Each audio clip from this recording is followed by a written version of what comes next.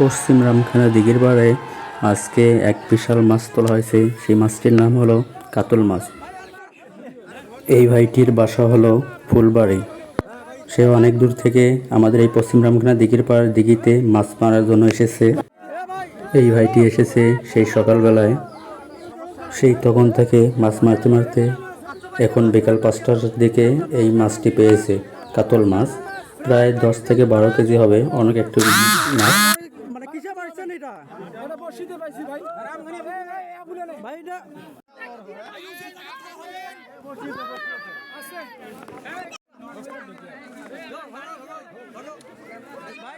আপনার বাড়ি কোথায় ভাই?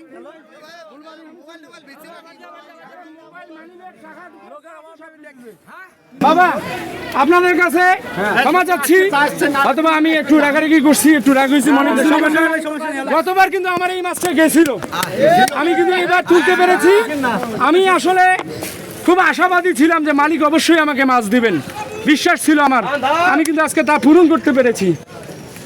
আমি সাকসেস যে আমি আমার গুরুদের সঙ্গে এসে আজকে মাছ তুলতে পেরেছি। গুরু আসলে আমাকে যে ফর্মুলাগুলো দিয়েছে, আমি কিন্তু এই ফর্মুলা অনুযায়ী আজকে এই মাছটা তুলতে পেরেছি। হ্যাঁ, অবশ্যই আমার গুরু দুই